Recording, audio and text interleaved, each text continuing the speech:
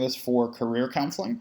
I'm sorry that there wasn't a video last week. We're pretty much caught up with the material for the NCE and through the textbook. And now I want to focus on you guys and go over what it's going to be like getting your LPC and discussing the things that you can do with your LPC. I'm really bummed out that we don't get to have this discussion in class because a lot of good questions come up out of it. And so the reason I do this is I noticed a lot of current students, past students, recent graduates, even seasoned professionals who have a misunderstanding of what you can and can't do with your LPC. And the short answer is you can do a lot more than you probably think you can. There's very few things that you can't do with an LPC. And so I hear these crazy ideas of, well, we can't diagnose, or we can't diagnose personality disorders, I can't have a private practice, I can't do play therapy, and just all this stuff that isn't necessarily true. So one, I want to alleviate that, but also I'm going to show you, that I'm going to take you to the horse's mouth, that way you know that I'm not mistaken. So I'm going to close out my video window here, because I don't know how to, actually I'll just do that, because I don't want to stop recording. So I'm at the Texas LPC Board website. You can Google Texas LPC. It's the first link that comes up. And, you know, they have all our COVID stuff on here, and I hope everyone's being safe.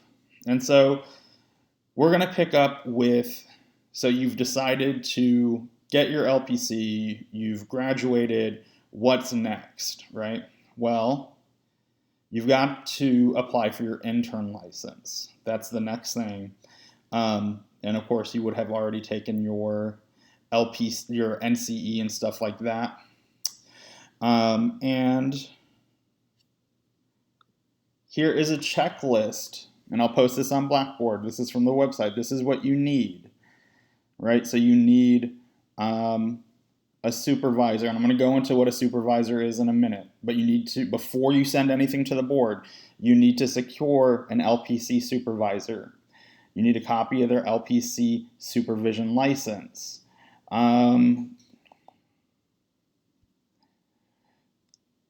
Let's see what else. You need to initial a bunch of stuff, your address, your personal information, all of that. And that's what you need to send off. So what does this mean for you? You've graduated, you've taken the NCE, you have passed, you need to find an LPC supervisor. So what is an LPC supervisor? Well, an LPC supervisor is someone who has the supervision credential, right? And let's see if we can find someone here. And we'll do this. So two things I want to show you.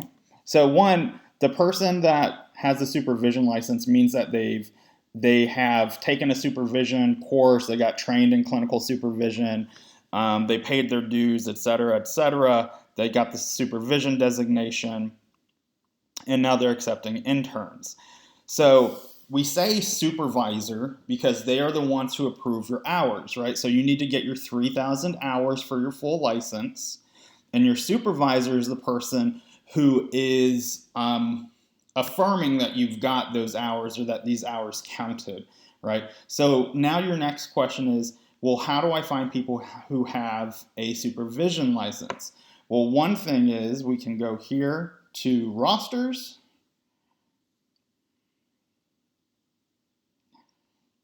and we have our supervisor courses, and we have lists of licensees, and it's just an Excel format that we can sort by supervision. But more than likely, San Antonio is super saturated with supervisors. You are not going to have a hard time finding one. It's a buyer's market for you guys. But this is what I want you to do. I want you to go to the verification, and you can type in, because I know I'm kind of bouncing around on links here, and I'm sorry about that. You can Google Texas LPC verification, and then click on this link, and you can search for all the different licenses that fall under our board. So let me show you what this looks like and why it's important. So we're going to search by, so we're going to look for me, and God willing, there's not going to be anything I'm not already aware of.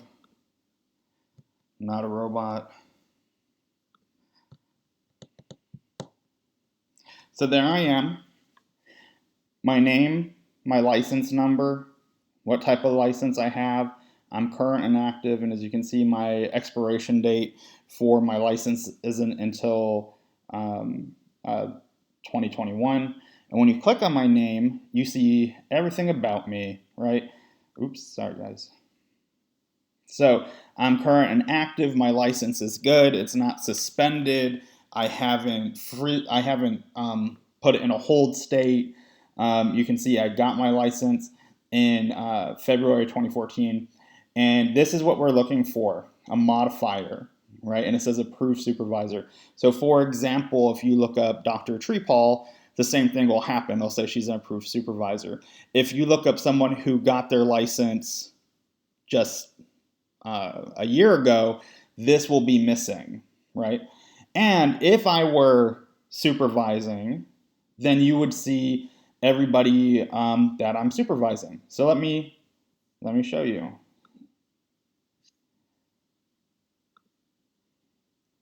So some of you may remember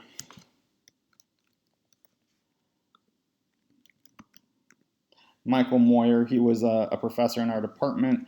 Now he's over at Texas A&M San Antonio, chairing their department. Search. As you can see, I don't have any supervisees. And here we go. So here's his information. And then what we see is all these other names are people that are his interns. These are all people that he's supervising, right? And so you can look up and verify as somebody hands you a card and things like that and says, hey, I'm taking interns, or are you looking for an LPC supervisor? You can look up and verify what they are. And some things to think about are, how many is too many, right? You might see someone who has like 20 interns, and then you're feeling, oh, well, I want to make sure I get, my share of that person's time, right? So it just gives you an ability to look at. So what I want you to take away right now is before you have your intern designation, you have to have a supervisor, right? So go around, and I encourage you to interview. This is not like when you get out of college or high school and you just need to get a job. Do not settle. You are going to be with this person for at least 18 months, right? You're going to be with them for a long time. You need to be able to feel comfortable and to confide in them.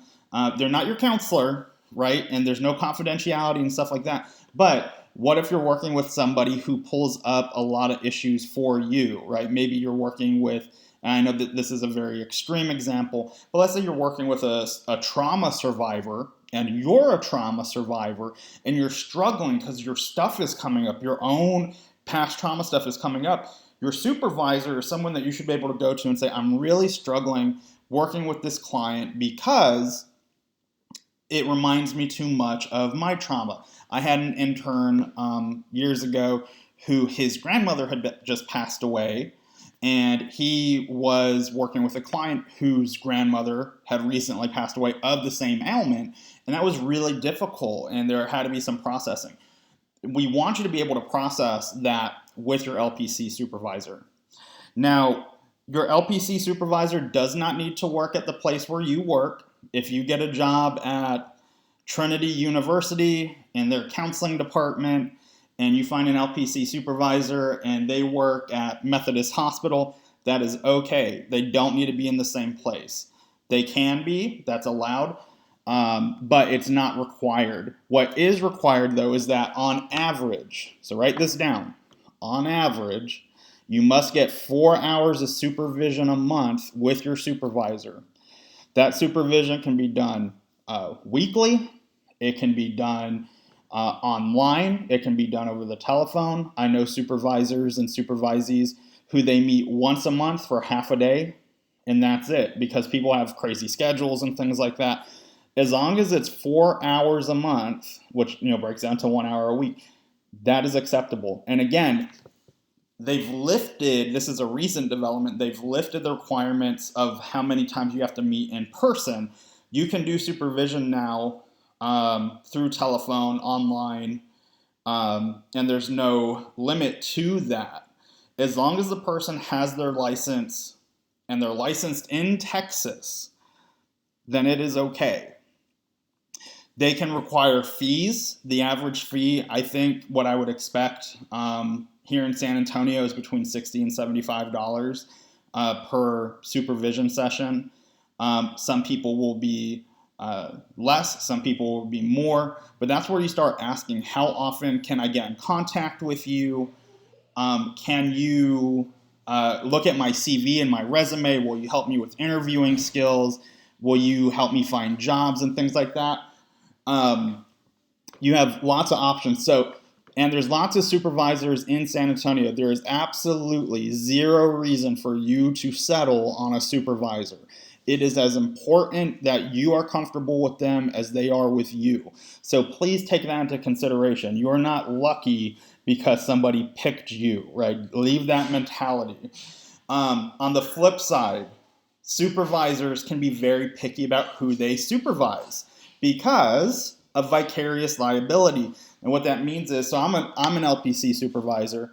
If you're my intern and you do something unethical or illegal, like let's say you do insurance fraud, I'm going to get 100%, yes, 100% of the penalty for your behavior, because you're going to go to the board and say, but my supervisor didn't say anything. And the board is going to look at me and say, why did you allow this to happen? And I'm going to say, well, I didn't know that they were doing that. I didn't know they were filling out false Medicare claims. And they're going to say, well, you should have. And I'm going to get all of the penalty and not you. So someone who has a reputation, that's where I go back to what I said a couple minutes ago, there's no confidentiality, right? And you don't have to be prim and proper, but also supervisors worry about that. I don't want to have my career tanked because someone else made some bad decisions, right? So if I have an intern who starts dating their client, right, that's not illegal, but it's certainly unethical, I'm going to get wrung out for that, right? So it's important that both people feel comfortable. I just don't like the idea of interns feeling like they don't have much power in the relationship when you actually have quite a bit. You have to keep a log, and this is the supervisor's responsibility, keeping a log of when you met, for how long, what was covered. They have a sample form I'm going to show you in a minute. But that's it for supervision. You can walk up and down, well, you could walk up and down the hallways and you could find postings, but you can do a search of San Antonio LPC supervisors.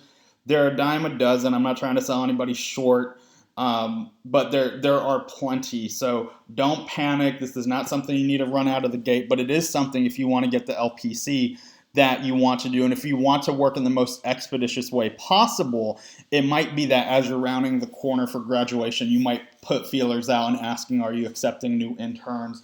What are your rates? What do you expect from an intern? What can I do for you? If I have like a client crisis at 2 a.m, can I call you at 2:30 in, right? So start lining those ducks up if you want. Again, there's not a whole lot of pressure. I know you guys can't see, but I'm looking at I have a little script here, not a script, but an outline of what I want to go over. Okay, so you've graduated, you've taken your NCE, you found a supervisor, you signed the paperwork. One other thing that I left off, in addition to your NCE, let me see if I can find this, you need to take your jurisprudence exam, which is really easy. I don't stress over this. It's just the state's way of CYA and getting $50 out of you. Jurisprudence exam. Okay, so you can take this. You have to take it every time you renew your license. They will give you a scenario where it'll say like, Anna has a client who said that he would build her a bookshelf. He's a carpenter, in exchange for counseling sessions. Is this allowed under the Texas code? And then it'll give you a relevant piece of like the Texas code of ethics and you say true or false. This is a no-fail test. So let me give us like a real easy question. It'll say something like, Vanya has started dating her client. Is this acceptable under the Texas code? And for some reason, maybe you're just clicking whatever, you give the wrong answer and you say, no, this is okay. It just bounces back to you and says, try again, right? And they do this that way. Should you ever be brought up to like the ethics board or anything like that, they're going to say, well, you got the question right on the jurisprudence exam. So not a big deal. They're just pretty easy ethical questions, and they give you the piece of the code that you need to look into for it. They require this at the same time with your NCE scores, your supervision documents, all of that. But now let's get to the stuff that you're really probably wanting to talk about. So at the beginning of the semester, I talked about all the stuff that you can and can't do, that there are these 18 different things. So I'm going to show you, again, Texas LPC, go to the board website under rules, current rules, right here, February 28th, 2019. I have this pulled up on Adobe.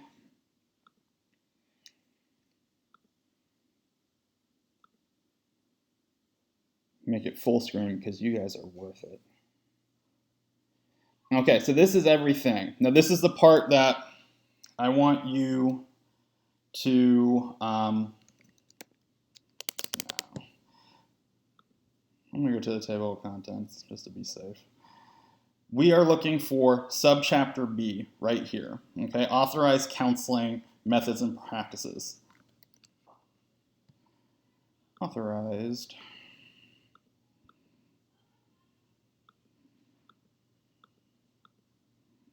Okay. So here is what you can do with your LPC, right? In terms of the techniques and counseling and things like this. Okay. And some of this you're going to be like, well, yes, that's why that makes sense. You can do individual counseling, right? And look at all those theories: interpersonal, cognitive, psychodynamic. You can do individual counseling. You can do group counseling. You can do marriage and couples counseling. So now this is where I start getting into that. And I'm going to lump number 4 in here, family counseling. So marriage and family counseling, because people will say, well, what about the LMFTs, the licensed marriage and family therapists? Yeah, great. They can do it too. So can you, right? You can do this. Addictions counseling, right? You don't remember what we said at the beginning with LCDCs? LCDCs can do addiction and substance abuse counseling, and you can do one also. You don't have to get the LCDC to do that. Your master's in your LPC is sufficient for you to do addictions work. Rehabilitation counseling to help people cope with disabilities or changes and have them reintegrate into society.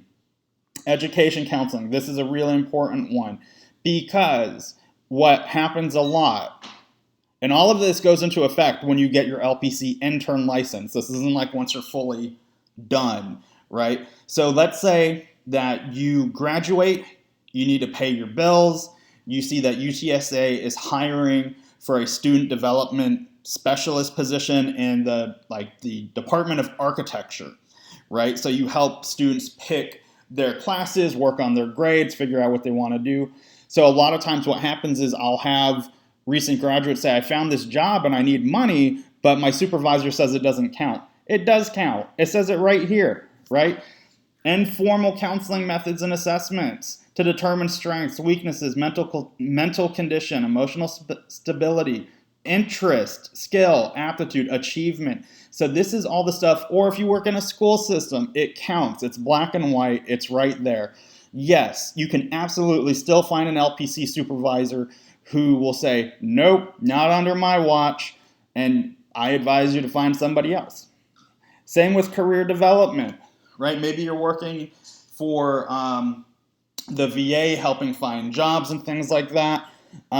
This is what we studied in the class, but helping people do job placement stuff counts.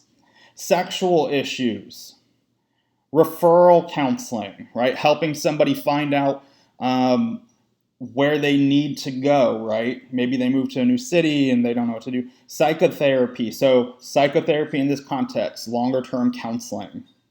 right? Because if you look at the counseling literature and books, it's all like this short-term type thing. You can work for years and years with people, if needed, as long as it's ethical and cathartic and all that.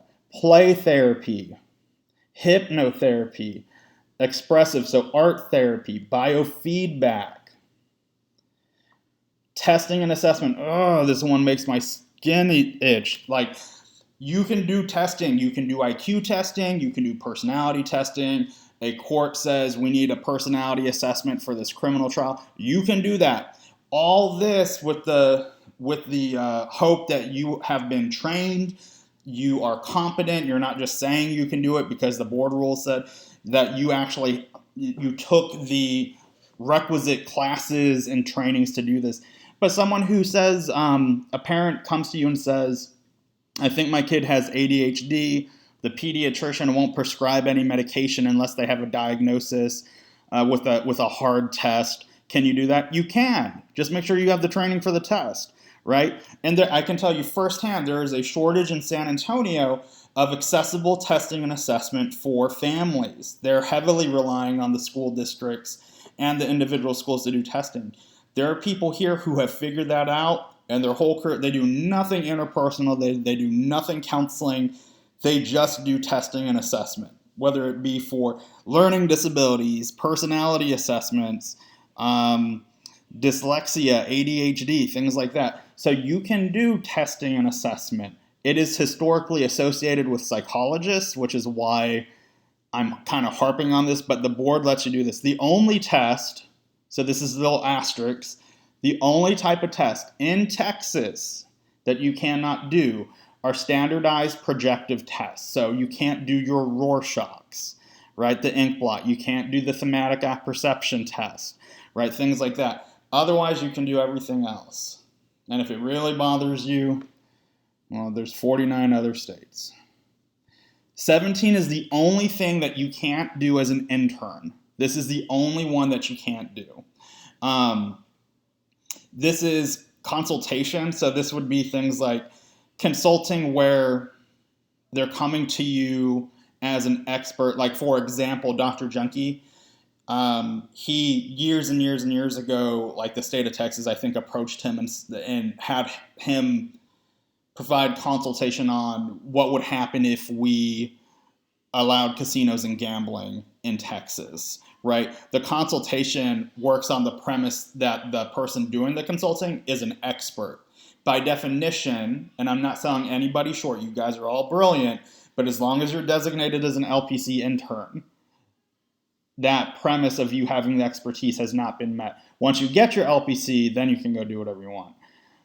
And then finally, crisis counseling. So someone who, they're panicking, suicide, homicide, high psychotic symptoms, things like that. So you can do all of these different things. Don't tell me that I didn't know it was such a limited scope. People who say that it was limited didn't read this and they got hung up on something they heard.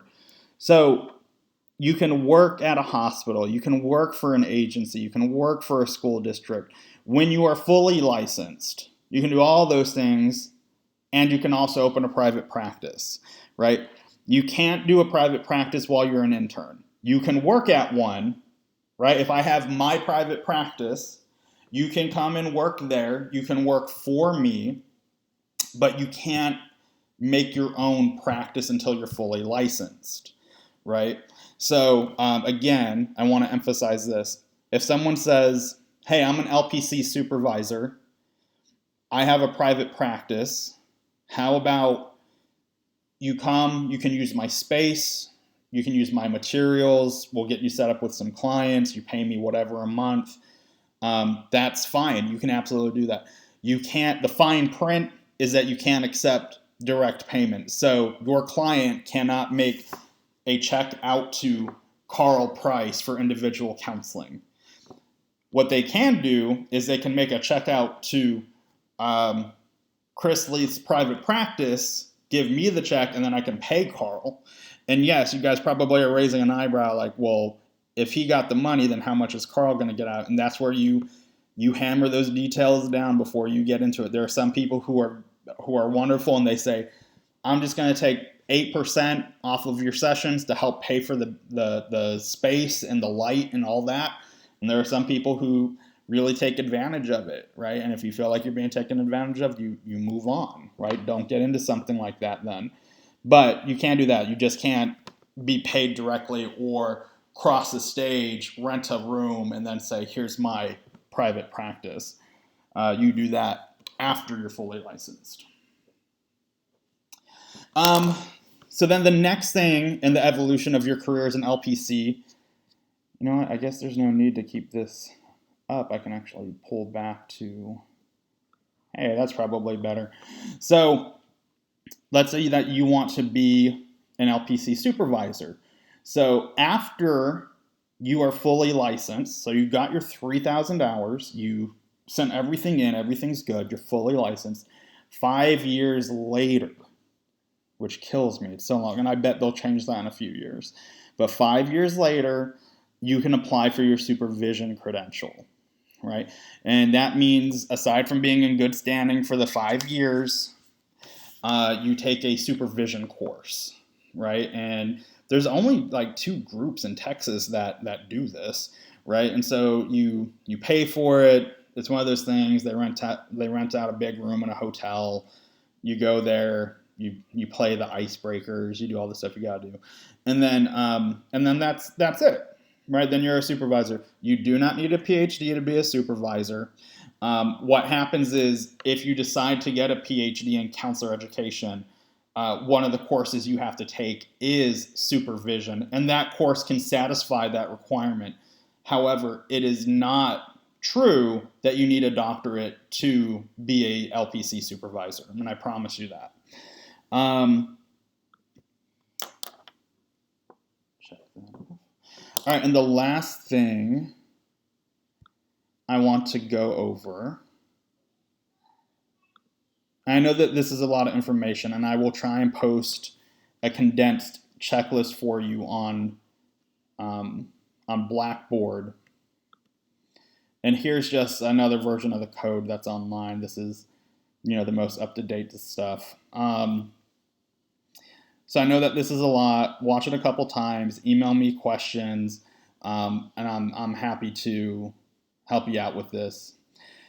Last thing is enforcement action. So if you ever wondered, like, what happens if a counselor gets a complaint, this is it, right? So you can look and see who's done what, right? So let's find a good one. Janet from Leander. Related to failure to maintain professional boundaries, dual relationship with a client, and failure to keep accurate client records, right? So you can see who they are, where they're from, what did they do, and what was the penalty, right? So this is stuff to, here's Russ from Lubbock, Medicaid fraud, right? Failure to keep accurate records. Remember, you need to keep notes on your clients. Sexual engagement with a client out of everybody in the world. Failure to complete supervisory agreement, right? So when there's a complaint made, this is what happens. The board will investigate and then post the outcome. And if it's a null outcome, like there was no problem, then you're not on there, right? So different states do it differently. I think Virginia posts like all the gory details of these things. The board travels throughout Texas for their hearings, and so you can attend them and watch. It's super uncomfortable and super awkward, but you get some CEUs out of it and get to see what it's like. If you're into that. So that's about all I had. Hopefully this gives you some things to think about in terms of what to do once you graduate, because right now you're focusing on grad school. Next up, when you graduate, the goal is to find an LPC supervisor and finding a place to start accruing hours. If you're like I was, it would be great if you could get paid, which is allowed. So that's why I really show you that list of, hey, what if there are some places or situations or opportunities where you can start working, start getting some money, and also have that job time count towards your LPC, right? That would be the most efficient. But if that doesn't work, that doesn't work. There are lots of people who they work like at a bank or they work wherever that's not counseling related, and they just slowly chip away at the LPC hours over time. But it's one of those things that I want you to make that decision for yourself, not because someone unknowingly is like, well, doing testing doesn't count. Doing career counseling doesn't count. Working as a student development person doesn't count, right? Those are all false statements, right? So I want you to be able to make an informed decision and plan accordingly and things like that. And I'm always happy to refer to LPC supervisors to see if you're having a hard time finding one or finding someone who fits well with you. Definitely let me know so I can help. So graduation, LPC intern, after 3,000 hours, then you apply for your full license, and then you ride off into the sunset. So I hope this was helpful. I know it was a lot of information. I'm sorry it was a little messy at times, but let me know any questions or thoughts you have, and I'm happy to address them. I hope everyone's doing well, and I'll talk to you soon. Bye.